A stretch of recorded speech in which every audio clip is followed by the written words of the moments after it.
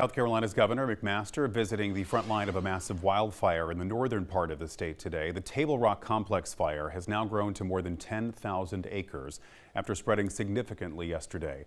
The South Carolina National Guard is now assisting with water drops. The Forestry Service alone has already dropped 612,000 gallons of water. The governor says a combination of factors are fueling the fire.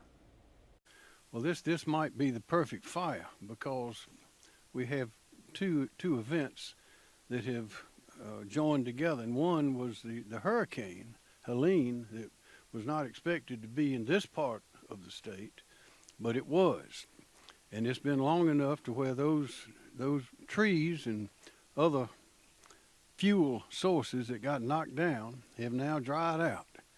And not only does that make it difficult to cross with machinery or on foot, but it also adds to the fuel.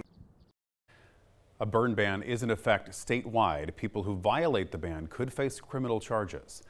A bill in the South Carolina State House is aiming to keep gun owners' information private. WSAV's Caroline Yaffa tells us how this new bill would limit banks from having what some supporters call financial surveillance. 19 states have passed a bill called the Second Amendment Financial Privacy Act. This bill would ban banks from tracking purchases of firearms and ammunition. Make sure that gun owners have their rights are fully stored, and that retailers also aren't being punished, or that credit card companies aren't offering incentives to flag these kinds of purchases. Supporters of this bill say they are worried banks could interfere because of their ability to keep track of gun purchases. It prevents government entities that aren't during the regular course of business and record keeping and criminal logs that are already in existence from creating an own list.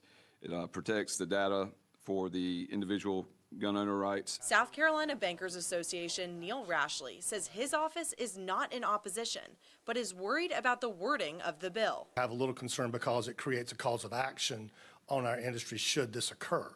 However, we do feel we're fairly confident that at least banks are not doing this in the state or really anywhere right now.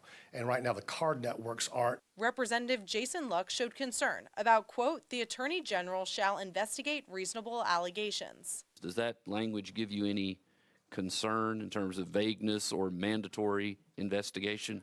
No, sir. I mean, we're very accustomed to similar language and with the Attorney General's office and how they assess looking into allegations. As it stands, the language in the bill did not change, and the Attorney General's office would be in charge of investigations of violation of the bill. In Columbia, I'm Caroline Yaffa.